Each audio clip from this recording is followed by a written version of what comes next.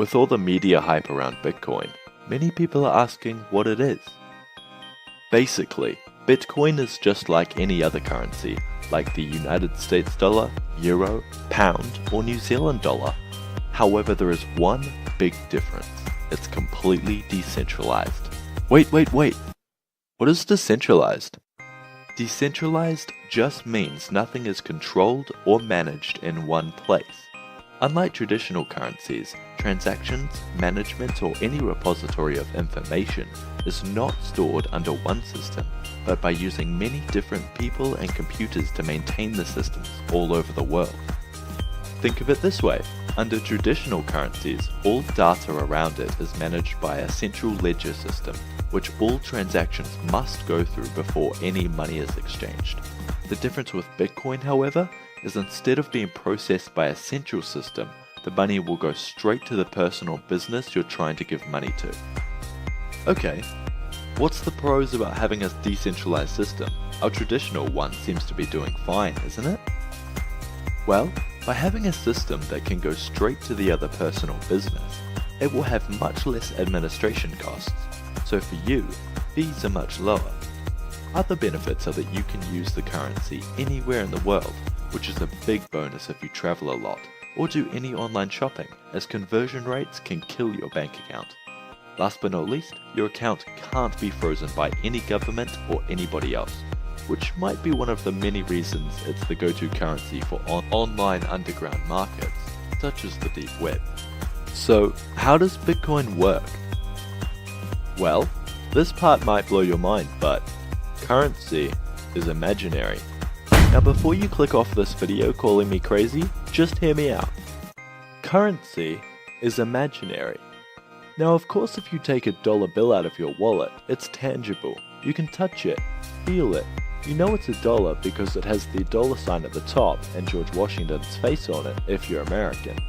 But why is that paper in itself worth much less than what's actually printed on it?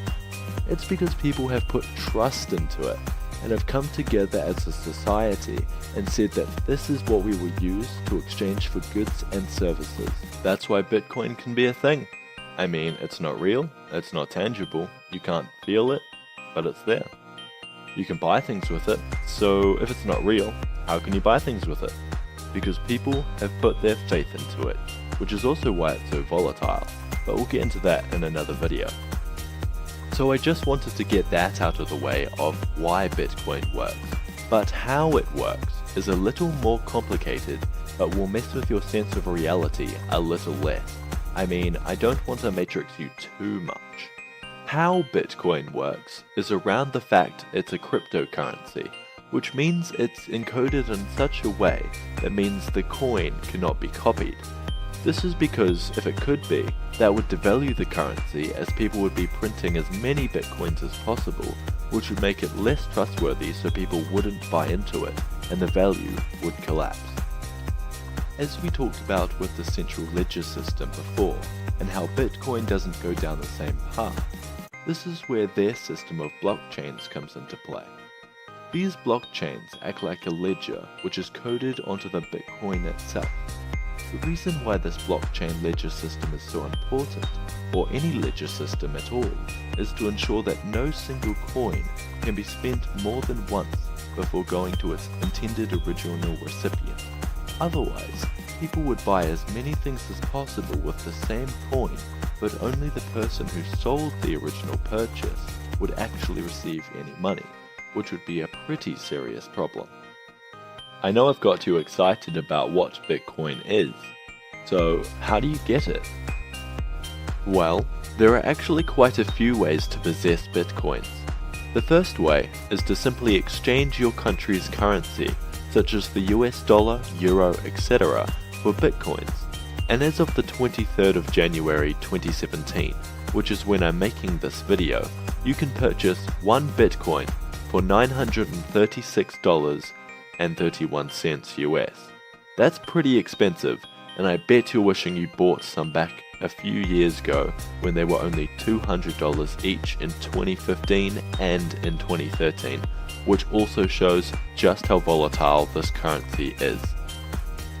The other way to generate Bitcoins is to mine them.